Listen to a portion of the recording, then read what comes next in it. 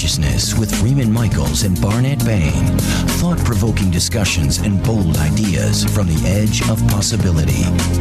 And welcome to Cutting Edge Consciousness, sponsored by Hierophant Publishing, Hampton Roads Publishing, and Insight Events USA, producers of books and events for the body, mind, and spirit. Freeman Michaels here with Sandi Stuart. Hi, Freeman. Sandi, you're coming in remotely. I am. I'm so far across the country on the other side of the world in Canada, in Toronto, my hometown. I hope my Canadian accent hasn't gotten stronger. That's funny. Yeah, you're up there supporting Barnett. You and him are a little bit homeless these days. It's like crazy. Not only am I homeless, but we've sold our house, but it's an escrow. And when your house is an escrow, it doesn't necessarily mean you've sold it, because things could come up and maybe somebody changes their mind or asks for something you don't want to do.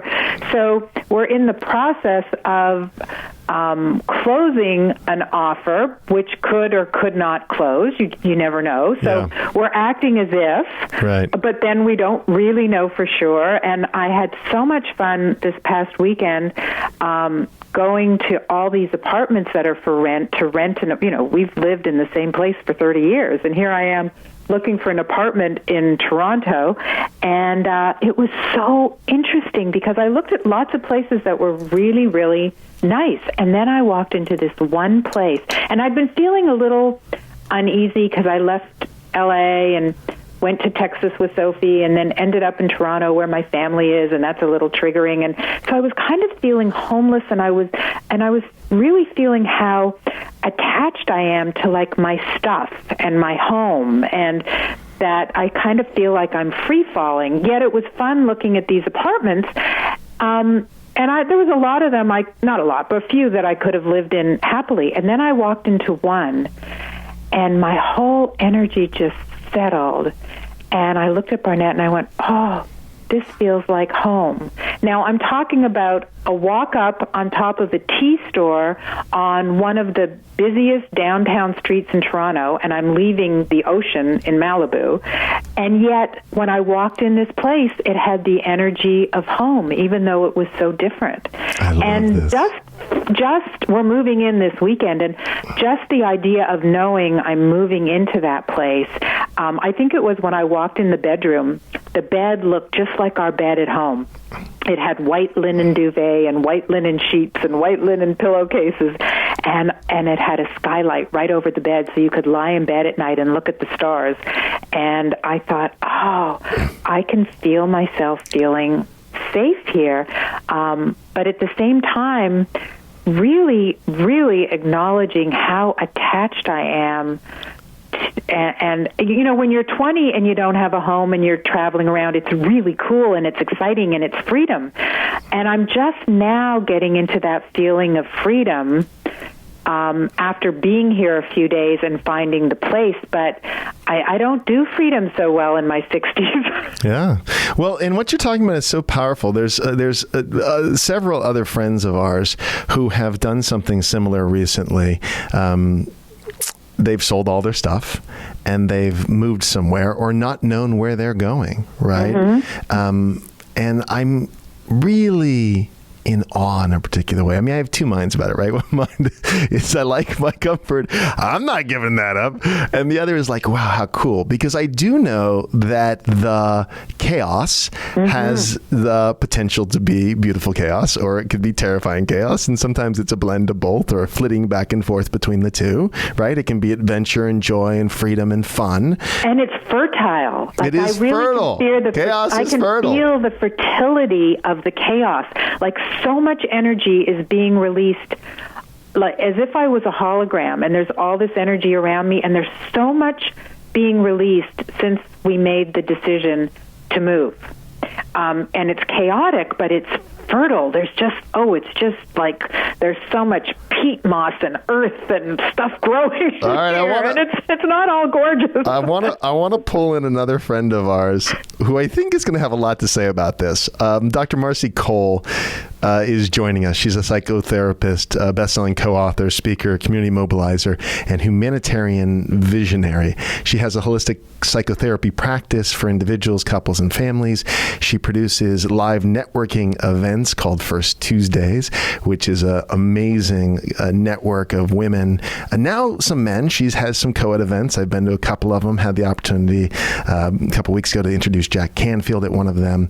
And she is the founder also and executive director of something called See Mama, which is an amazing organization that promotes connection between individuals and couples without kids with children in need. And so we are so and she's a friend of ours. So we're welcoming our dear friend, the amazing Dr. Marcy Cole, to the show. Welcome. Thank you, Freeman. That was a beautiful introduction. And you are so right that I just love how this stuff happens where synchronicity brings us together at the perfect time. And this topic is very relevant for myself as well. Sandi, I cannot tell you. I mean, I'm like smiling as you're talking, both from the perspective of relating to everything you're saying and being very grateful because you're like about 10 steps ahead of me in the process. I've been renting a beautiful place by the water in Marina Del Rey I moved from Chicago 11 years ago, and I've lived here for 11 years. And I had an experience about a month ago where I was having a tooth extracted from a root canal complication. And as the tooth was coming out, I was like, hold on, right before I said, give me a mirror, and I got very emotional, and I said, something being removed from your body. And I said, which tooth is it? And I thanked the tooth, and I said, thank you for being part of my body, and thank you for helping me through the years and supporting me, but you've been dead for a long time. This was a root canal of 7 years. It's time for you to go. And on the way home from this place, my husband and I were driving, I get this email that my landlord has decided to sell my unit. So it was a very interesting, right? It was an interesting metaphor of what is time to let go of. And Sandi, I wrote it down because it was like, wow, the attachment right now, I am in the midst of, the accumulation of stuff of 11 years. And I'm a Scorpio, ethereal material girl. And so I have just collected stuff. And, oh my God, goodness, it's keeping me, my plate is full right now with someone helping me every day, going through it, and then, looking for another home. And so I completely relate to what you're going through. I didn't even know I didn't even realize that you all were selling your home and actually moving there. So that's news to me. And it was just so wonderful to hear you say how you get attached, and then you get out of that zone, and then when your new home is beckoning you. And that I thank you for that, because that's to come, and I will remember this as when I have my periodic moments of doubt and overwhelm. Here's what I love. And just we're not moving here full time. Barnett's making a film here, so he's here for 8 months. So we're renting a place for 8 months, and then we're planning to come back to Southern California. But really, we don't know where we're going. We plan to go back to where we lived before, just in another location, but we don't have that location. We don't know where we're going. And I just said, well, you know what? I'll just come live with you in Toronto for 8 months. You need to find a place. We don't need two places, and I want to be with you anyway. So, we don't really know what's happening after that. So we're sort of going to have a lot of practice in this state of unknowingness for the next 8 months. Here's what I love.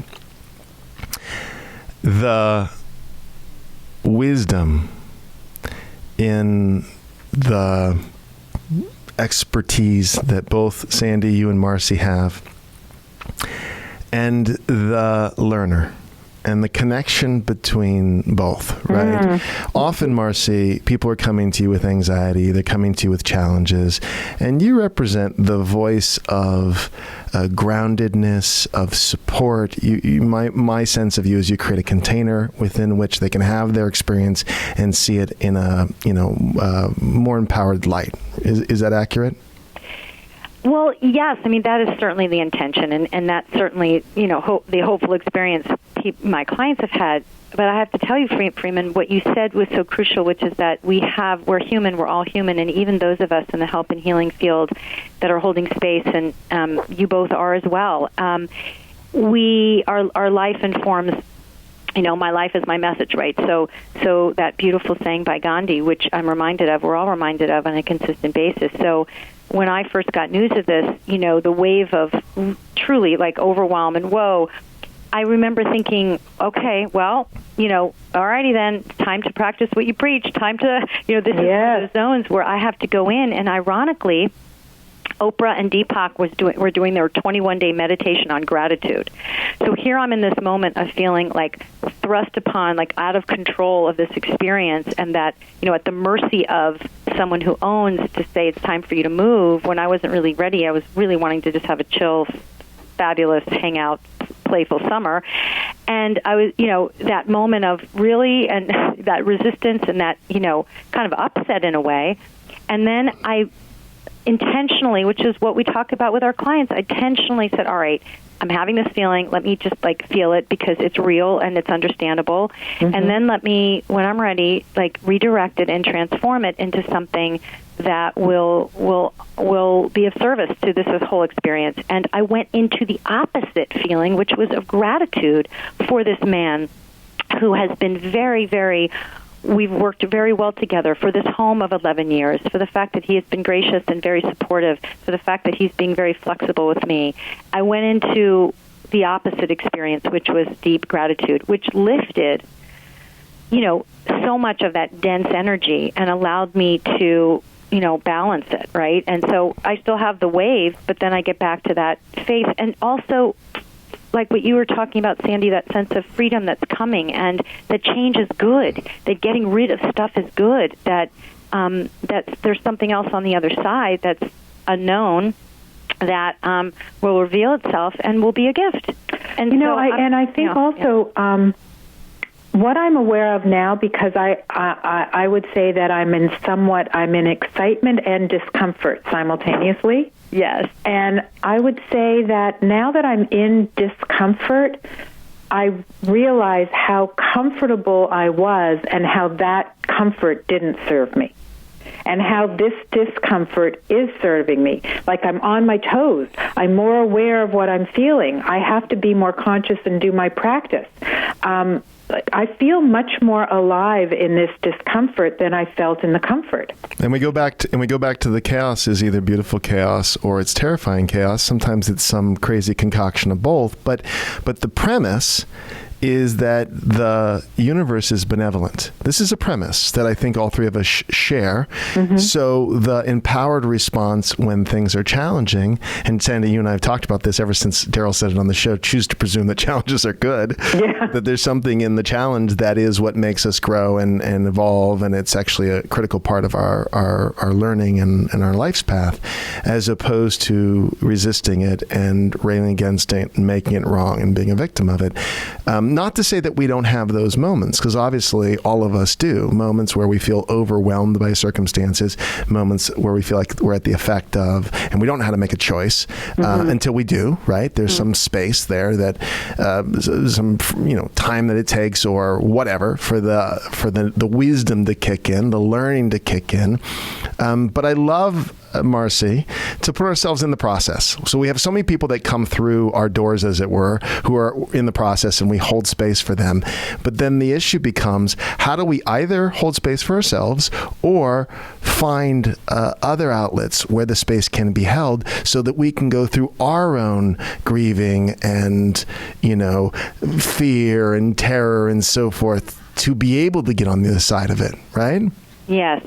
And I'm really a believer that, not only do we cultivate these tools that we can go into ourselves and do that kind of inner exploration and healing and awakening and all of that, but we do need and deserve others, as you just mentioned, to hold space for us sometimes. And I know that I found somebody wonderful in Topanga Canyon that she is such a treasure. And, when I want to need someone to hold space for me to go into those places of either confusion or exploration or even darkness, that wave of stuff. And she just, it's so important to be able to have those places and those people that we can turn to.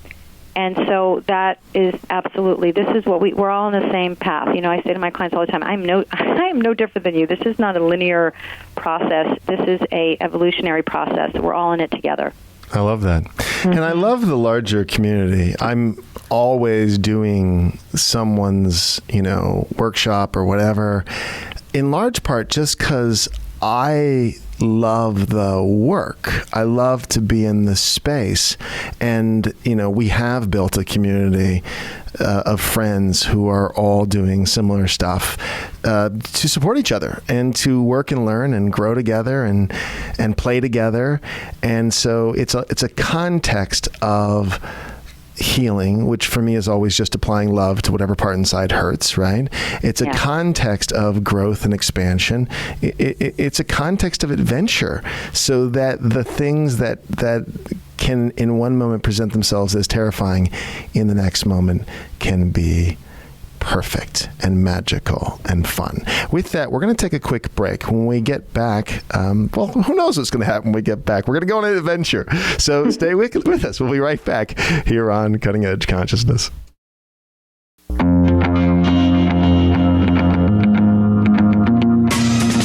Welcome back to Cutting Edge Consciousness, thought-provoking discussions and bold ideas from the edge of possibility. And welcome back to Cutting Edge Consciousness. Freeman Michaels here with Sandi Stuart and Marcy Cole, having a conversation about uprooting and welcoming the chaos, because after all, it's all good. And I was just thinking in the break, Marcy, it is very synchronistic that you're going through a move and I'm going through a move.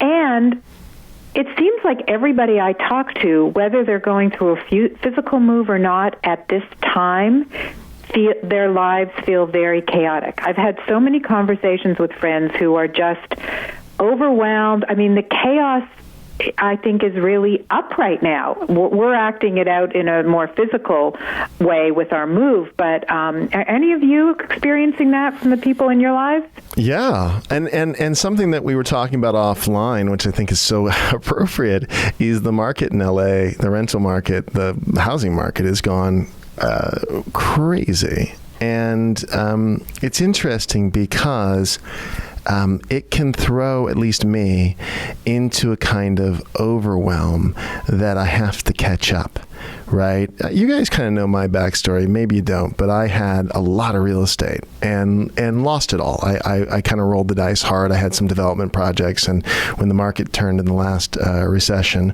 2008-ish, I was very vulnerable from a financial standpoint, and I lost everything that I had spent, probably 10, 12 years building, had been very successful at the real estate development stuff, which I look back on it with gratitude because I'm really grateful. If that hadn't happened, I wouldn't be doing what I'm doing today. So from the top of the mountain perspective, I can see it and be grateful. But in moments, I can get caught up in, I don't own a home, I'm renting, and I'm falling behind because the market's going up and it keeps going up and I'm getting it priced out, and I can go really crazy with all of that. But enough of me knows that there's a parallel truth where none of that is consequential at all. It's a trusting and allowing, and it's an unfolding, and I can actually just be curious as to how it's all going to play out. Marcy, thoughts on that? Well, I love the word. I love when you just said curiosity. Yeah, I mean, in Los Angeles, when I first moved to LA 10 years ago, I remember someone said, well, you're a beach girl, you're hard, and it's all good, but it'll take a while to land here. And I was like, what do you mean? She's like, well, it's intense here. And what I've come to understand about Los Angeles is that, if you combine the higher conscious kind of everyone's wanting to live in their purpose with this creative flow, with the cost of living demands that's very real here. Mm-hmm. We end up having our hands on lots of pots, right? And then we end up, everyone's kind of busy. The financial piece of LA, for those who don't have a trust fund or aren't making millions, is a definite everyday reality and a challenge. And how we work with that and how we deal with that is really, really important. And there's so many people in the helping, healing, transformational world here. So at times it can be a real burden and feel like a block. And at other times, as Freeman, you end up incorporating what we are trying to be aware of every day, which is the power of being present to what is.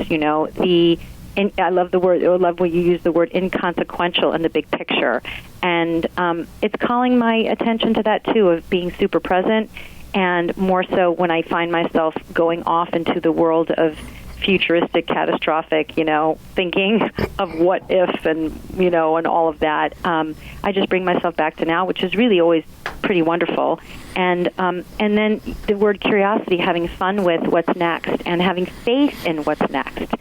And not trying to figure it all out, dollar and cents wise, and logistics, and just keeping our focus on the present. What do I need to do? And our focus internally on what we envision and what we can imagine.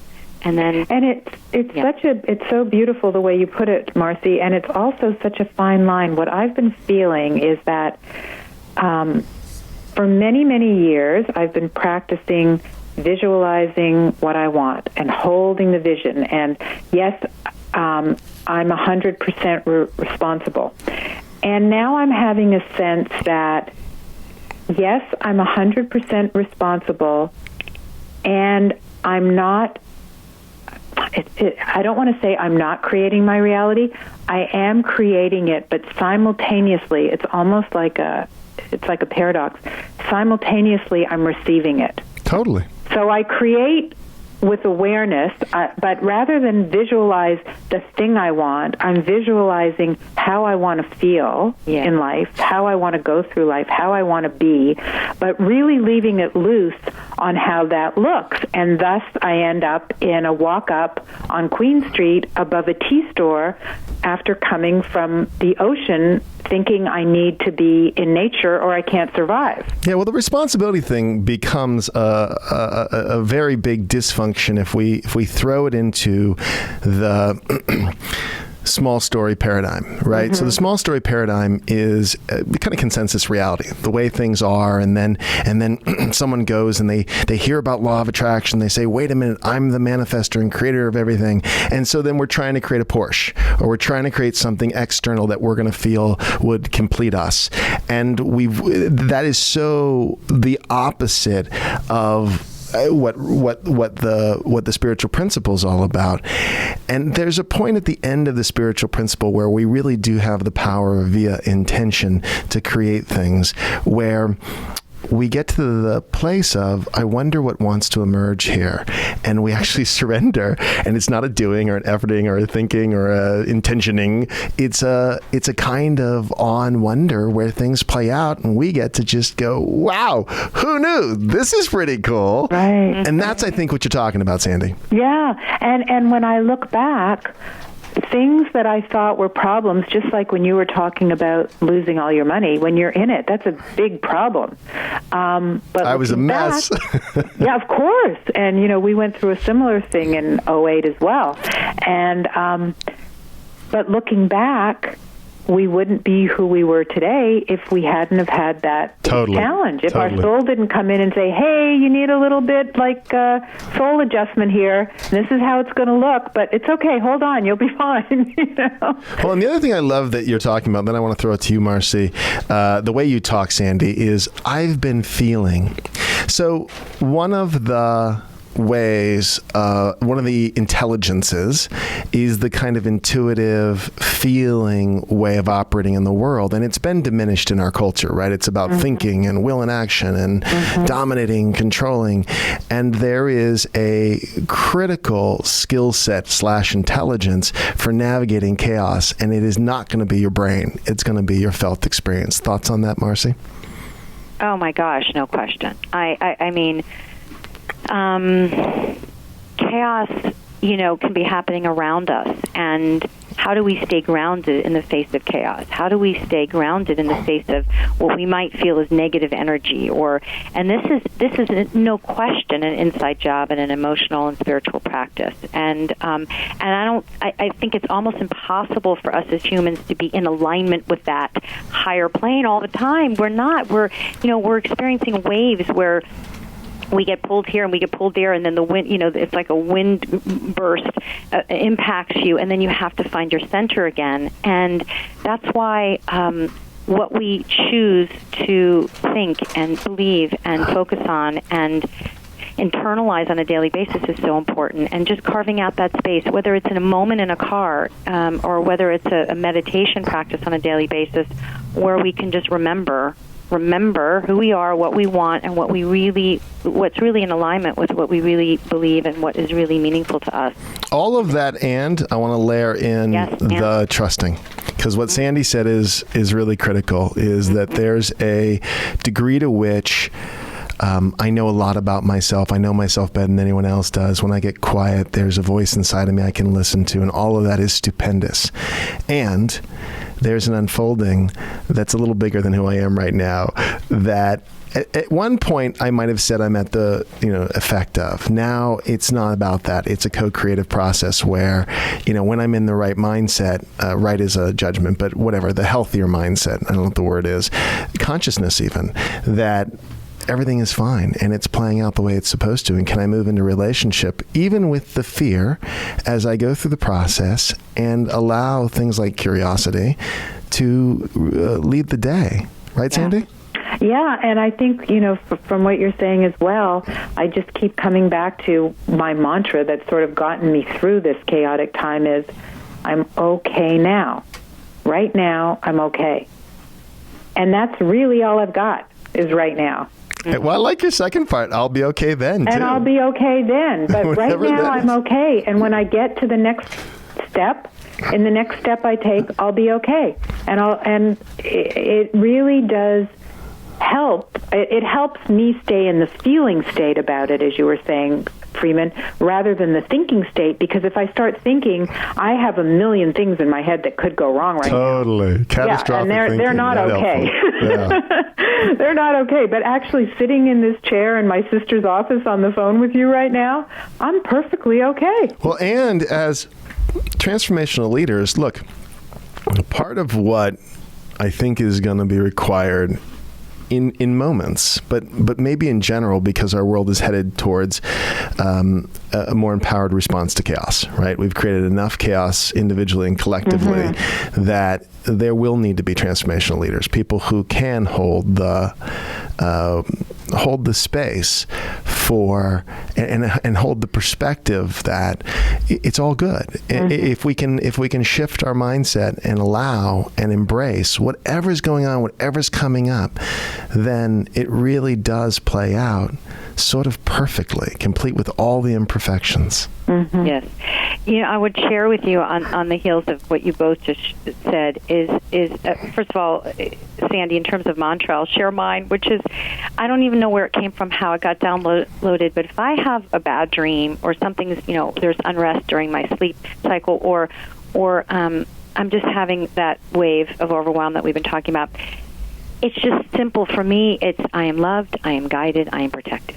Loved, guided, and what? Protected. I am loved, I am guided, I am protected. Beautiful. Before you know it, fantastic. I'm going to write that down. Yep, I'm thinking this in my mind's eye. I'm asleep in 2 minutes. And it's remembering that, remembering that. And also, Freeman, on the heels of what you just shared, and just this whole idea of creating meaning out of chaos and having the faith that all is well now and all is playing out exactly as it needs to. I love that line from, or I don't know exactly the quote, but it's something like from The Big Leap, the book The Big Leap. He says something like, when whatever's going on in our lives, if we can just remember to say to ourselves, I need this. You're talking about Gay Hendricks' book, right? Yeah. Yes, I need this. I thought that was so great. No matter what it is, I need this.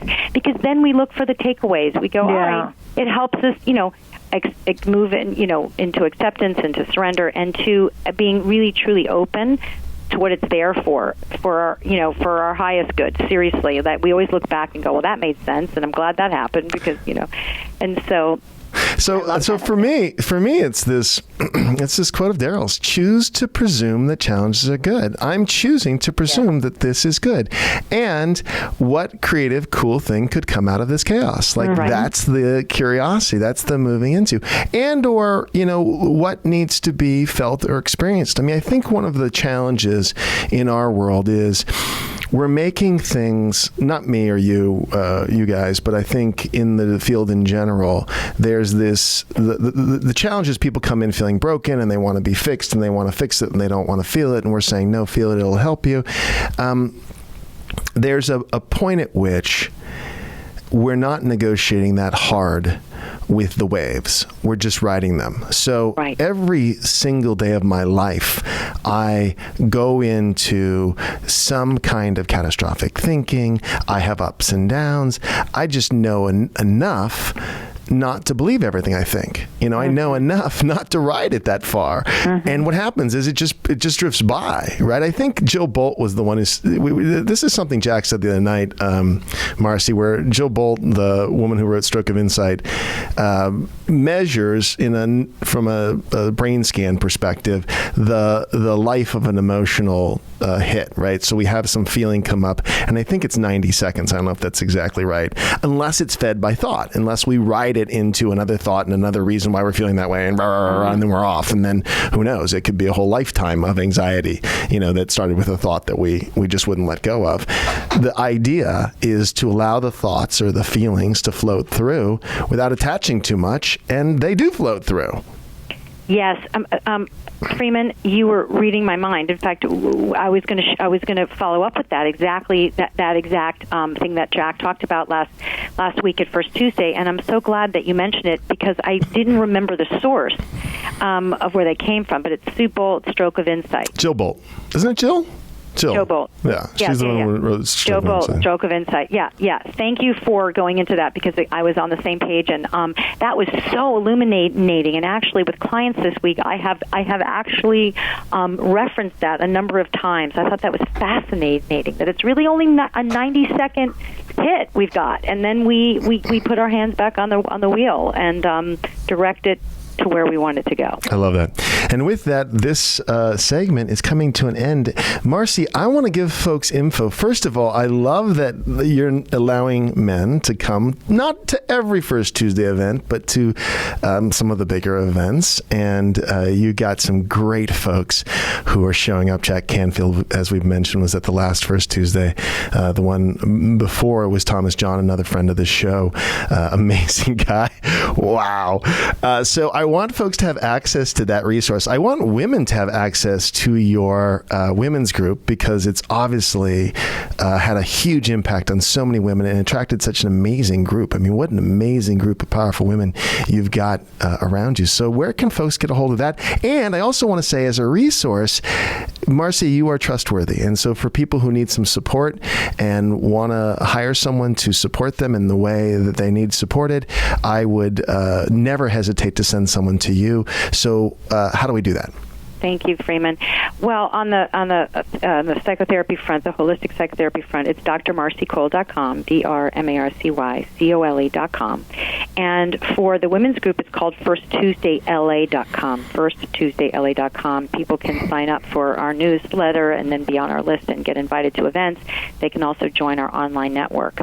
And yes, we are having men at a lot of our events because we love our men like Freeman Michaels and others, and that's been really fun because it's one thing to be in a room of estrogen energy and phenomenal women everywhere. I feel like it's a melting pot of incredible women here in LA, but I'm thrilled to be sharing this ride with men, our male friends as well.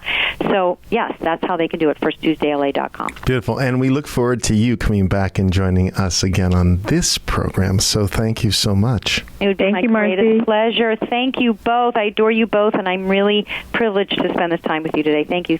Awesome. And for those of you listening, we invite you to stay tuned because Sandi and I will be back after the break to wrap things up here on Cutting Edge Consciousness. Stay with us.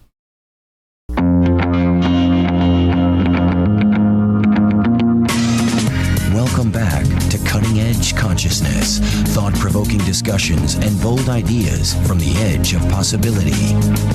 And welcome back to Cutting Edge Consciousness. Freeman Michaels here with Sandi Stuart. This program is sponsored by Hierophant Publishing, Hampton Roads Publishing, and Insight Events USA, the producers of books and events for the body, mind, and spirit.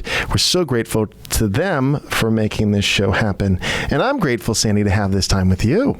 Oh, thank you, Freeman. Me too. I have an observation. I don't want to draw a big conclusion about it, but you and I have done the show a handful of times together. Mm-hmm. And there's no drama. There's no chaos. Barnett and I don't know if you know this, but we always, not always, that's really wrong, but we often create a little chaos. We forget something, or I don't know what happens.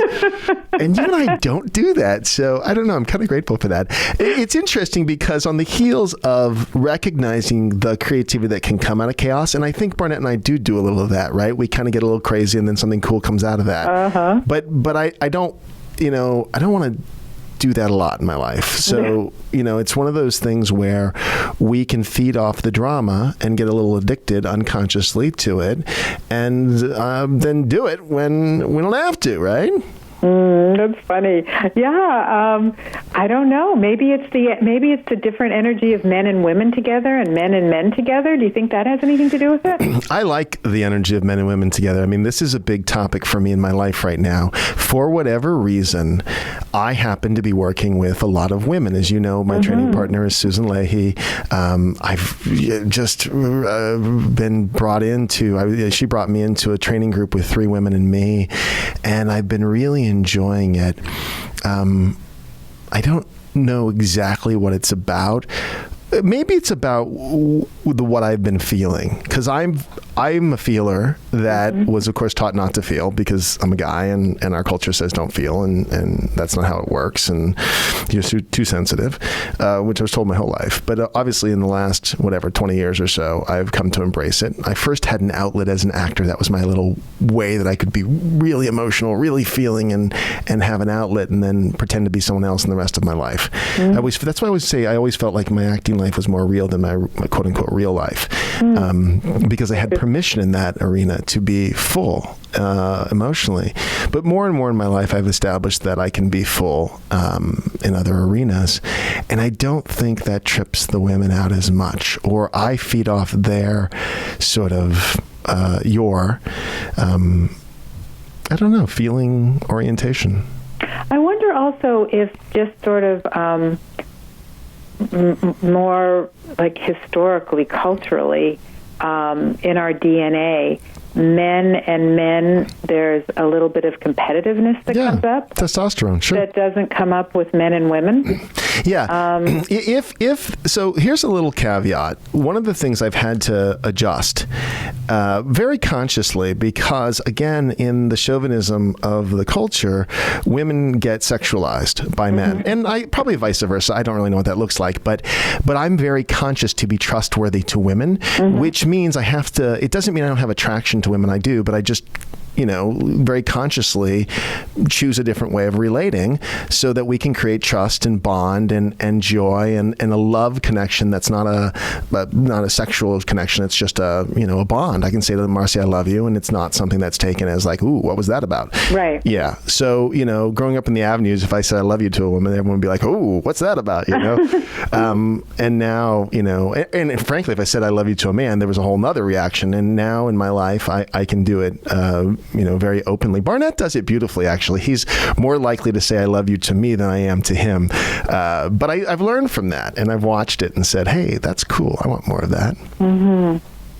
Yeah, it is interesting. I enjoy the dynamic, too, of you and I together, and I see that it is different when it's you and Barnett. Even when I've sat in with you and Barnett, it does have a different flavor, and I guess it's just different personalities and also just the different dynamic. And somehow when there's men and women together, we can kind of be for each other in the places that we don't naturally go. So I think so. I can really I really feel your expertise and your talent as a host, and I can lean on that and learn from that. And at the same time, I feel very much that I can have the permission to speak from a feeling place with you. So it feels very complete, and I like that. Yeah. Well, this whole thing of it feels good, again, Susan has this little saying, you may have never heard me say this, but I think it's brilliant. She does this often when things get a little wonky. Wonky is a word for uncomfortable. Yeah. So things get a little wonky, and she'll say to me, Freeman, you deserve to feel good, and I deserve to feel good, and this doesn't feel good. And I love that. That's great. Isn't that brilliant? That's great. Simple. Yeah, so simple. So simple. And it takes you out of your head, right? Totally. Like, oh, yeah, wait a second. What are we doing? Well, and it invites a kind of honesty, because it's I talk about this a lot, this idea of a generous offer. And when I'm running my agenda, it's not a generous offer. And when I'm open and available and supportive and so forth, I'm showing up as a generous offer. So my commitment is to show up more generously in the world, versus being right and wanting to, and sort of unconsciously running my story. I'm bored of my story. That doesn't work for me. I'm more committed to I'm more committed to co-creating. I'm more committed to team. Team feels good. Yeah. Where everyone feels seen and supported. Yeah, team. I so understand. When I've done projects, I've done workshops, and I've done them alone, and I've done them with a partner, and it's so much more challenging to do it alone, and it's so much more fun to do it with a partner. I'm so down with that. Yeah. This is the big challenge in our industry, is that we have a bunch of, at least for me, working on my book or working in solitude, it's not as much fun. And now that I've been working with Susan for over a year now, we've gotten so much cool stuff done. And I look at this program we just created. Originally, we created it for Banamex, but we've now created it in a more open platform, and we're doing it with a Saddleback College down here in Southern California. Cool. And yeah, it's cool. And I look at it, and I love it. And I know I couldn't have created that by myself. I see all the threads of my voice, as it were, but I see so much of Susan in it. And I'm so grateful to have that opportunity. Yeah, we grow so much and learn so much about ourselves. And also when we let ourselves lean and we let somebody else be the expert, it's really growthful. Well, and look, even that, I'd say it slightly differently. If we're all contributing our expertise, and our knowledge and our wisdom to a shared, maybe intention or whatever, a space between us, let's say, that feels great, because then no one's trying to fix or change or tell the other person what to do. It's just, I'm contributing. We've even talked about this in language. When I say things like, from my perspective, or the way I see it, or for me, then versus saying, this is the way it is. And I've had that habit, right? Because I grew up in that world of guys, you're supposed to your value is what you know, information's authority, and you say it with authority. If you don't know the answer on the test, guess. Argue. You don't know. Argue for what your point is, because the idea is to win. It's like a tug of war. In fact, the other night we were reading the Shel Silverstein, I do not play it tug of war, I'd rather play it hug of war, where everyone hugs instead of tugs, where everyone giggles and everyone grins and everyone's something and everyone wins, and that's it. I don't want to be in tug of wars. I really don't have the desire to win in that way. I want to win where everyone wins. And I think it is so much our natural nature to connect and to be in community. I mean, I remember the movie Happy. Did you ever see that movie? I love that. Rocco's movie. Yeah, Rocco's movie. And I saw that movie, and I think that Christmas I bought that movie for every person I know. I love it. I just love that movie. And I did too. I always remember the woman. There was a little snippet about a woman that lived in Denmark or Finland, I'm not sure which. Yes. And she sort of lived communally. And she lived in a little house, but her kids made dinner with the other girls their age, and she had people to look after her kids so she could come home from work and rest a little bit before she reunited with the family. And she lived communally, and I could just see how that community, you had to be happy because you were so supported, and you had the opportunity to give and receive all the time. Yeah. And there's nothing more satisfying. I think it was yesterday, I went for a walk, and so now, as I say, I'm living downtown, and I'm walking downtown, and there's a beautiful park near where we live, and I was walking through the park, and there was a woman. When you're downtown, there's more homeless people, which I didn't really experience so much when you live in nature up the coast.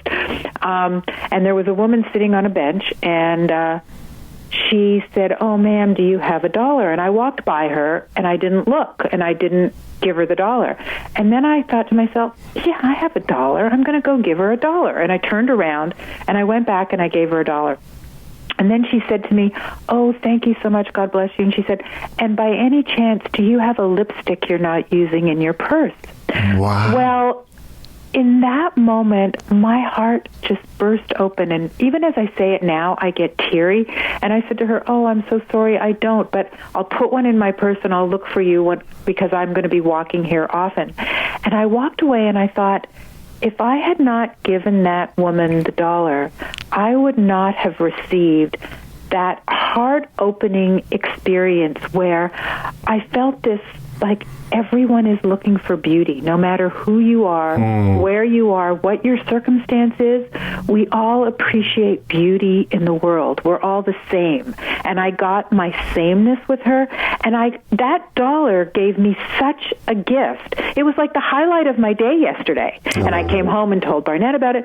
So going back to this woman in Scandinavia, the opportunity to give to community and receive, I think, is the key to our happiness. Well, and the orientation towards creating community. Look, team is an orientation. This is the work that Susan and I are doing.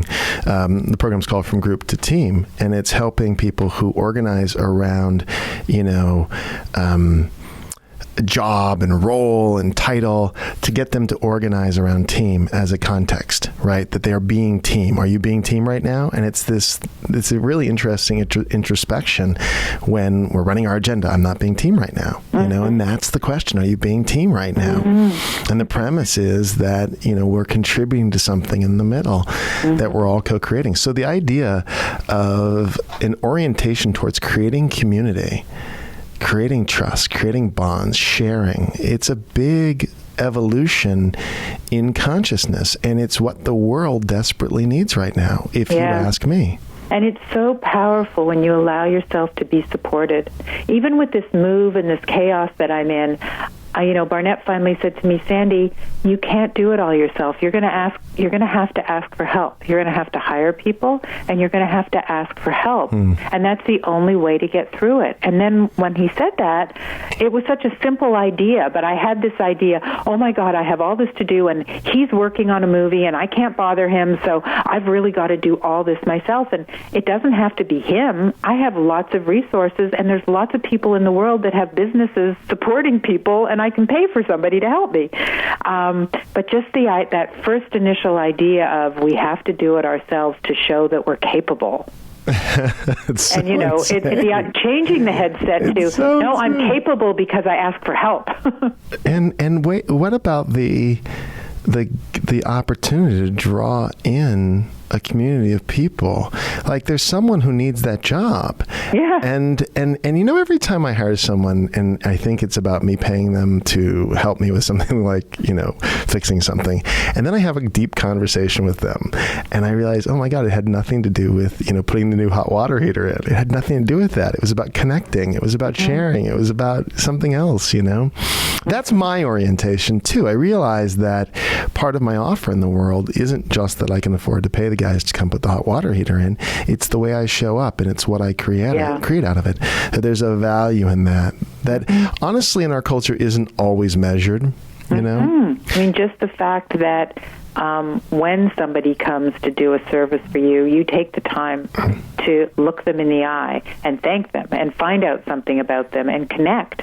And it's so much more satisfying that's what it's all about. That's building community. Yeah. That's the nature of business. We make it about what's cheapest or fastest, and it isn't. It's about, an exchange of good and service, which might include a hot water heater for sure. I definitely needed a new one, but it includes something totally different.